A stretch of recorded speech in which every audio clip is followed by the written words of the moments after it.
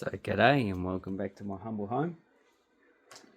This is my backyard, and as you can see it's quite small, so this is pretty standard for a backyard. Growing strawberries, got a lot of chili, also growing some tomatoes. This is what cats love. They love this catnip. Beautiful. Growing flowers. Anyway, let's not talk about that.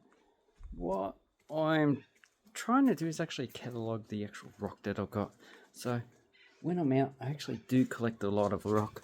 So just to give you an example, okay, here we have a lot of the actual limestone.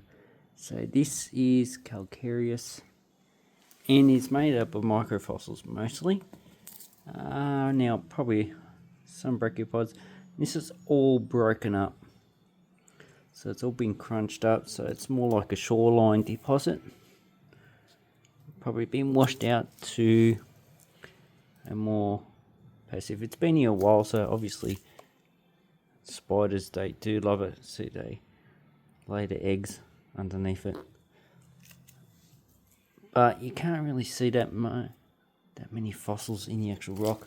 The largest piece I've got is this one. So this one you can actually see there's quite a lot of bryozoans, and so there's a brachiopod there, and basically that's all I actually see in it. So zoom in, yeah, definitely a brachiopod. But anyway, this is probably the Batesford limestone. So that's one thing I know that is. So some of these I do know where I got them from. Some of them I forget. So what I have here is the conglomerate. So this is probably the Sandringham Formation. I think previously they classed as something else. Looks like it grades into a siltstone, and that's where's the other siltstone? So this is actually part of the same formation. So obviously this was interbedded between, actually it had basalt on top. So this was probably a shoreline at one time, quite a few million years ago. And as you can see, it's been heavily indurinated with iron oxide. So it's actually a bit harder where the iron oxide is than where it's actually a lot pure. So this is actually very easy to break apart. You can see the large sedimentary cobble in it, sort of. So this ranges from boulder size to silt size, so it's not well sorted, so it's immature,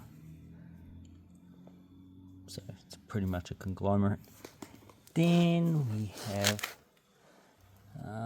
so this is also from the same formation, but this is from up higher.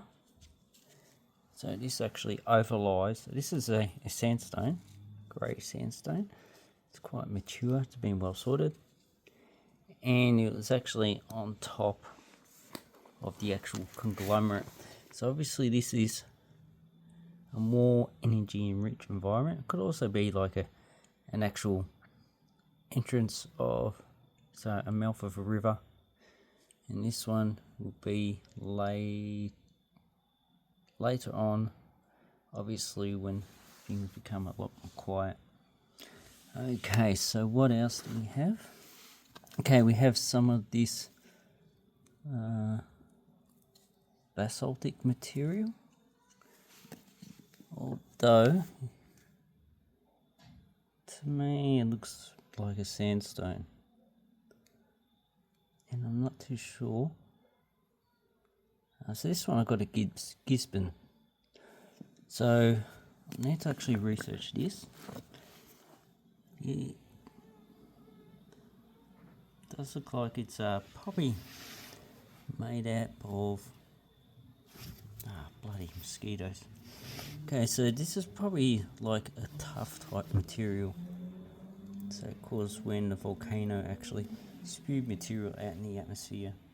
And it's actually settled, but it's been uncompacted, so it's pretty porous. So that's probably about 2 million years old. Can't remember the age it is. Probably about 5 million years old. Okay, then we have some more sedimentary material. Can't remember where I got that from. So the material here, I'm not too sure where I got it from. This one I think is pretty much just the Melbourne Formation.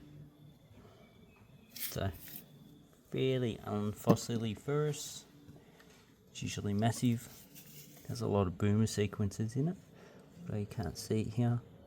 And it has highly fractured, which is has a lot of precipitates.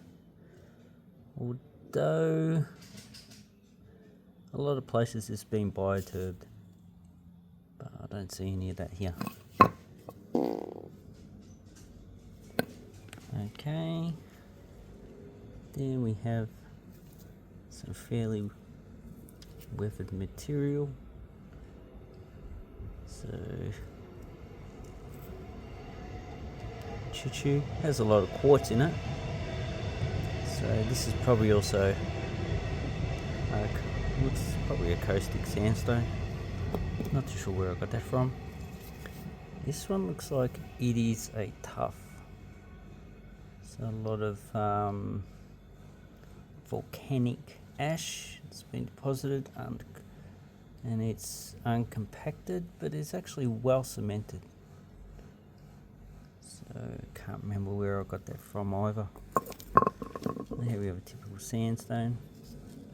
So this one might have come from the same formation as that, as the actual conglomerate. Okay, looks like we've got a thick limestone. Can't remember where I got that from. So, but that looks similar to this limestone I got down at Geelong. So, down at Geelong, there's the Batesford limestone. Then there's this sheet sedimentary rock. So, because I didn't get that in situ, I don't know where it's got it from, but it looks like it might have a lot of micas in it, based on the actual way the material's actually flaking off. Doesn't seem to have any schistosity in it.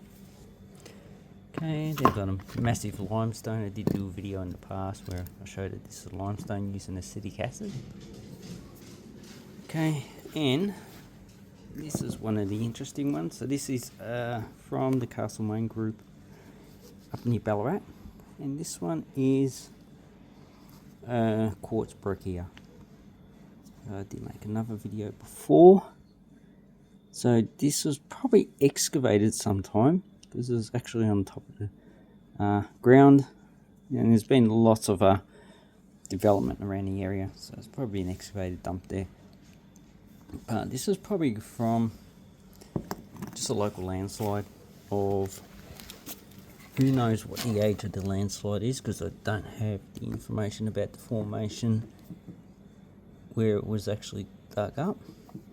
But it could be like somewhere between, how's the mountain building going? So mountain building pretty much finished 50 million years ago. By about 250 is actually a plain, so probably sometime that period has been consolidated. Or it could be from a later period of 5 million years plus, in which another episode of mountain building is happening in Australia. And this one looks quite similar. This has a lot of scoria, and around the scoria is just the weathered material. So this is clay. So when clay is first formed, it's like a whitish creamish colour. That's what we have here. And we have a lot of unweathered material, or partially weathered material in the centre. So that's all that is. So it's not a breccia itself. This looks like, same as that formation. So conglomerate, breccia. Just remember, this is angular. Conglomerate has a lot of random material in it. Okay, sandstone, that's also from that formation. So obviously you see in the one formation, you can get totally different things. And the same with this breccia. This breccia is associated with material that is similar to this. So this is a different formation, but formed roughly at the same time. So, but they can class these as the same formation if they were found in the same place at the same time period, just different, slightly different depositional environment. Then we have, well, this is obviously a laminated siltstone, but I don't know where this comes from. If anyone knows, would have seen this type of material in Victoria. Not around the world, because I want to know where this comes from. So it has to be in Victoria. And here we have another laminated. This is the type of material we get in Hume Vale Formation. Not too sure about the Anson Creek, but probably also more up north. Going to find this material.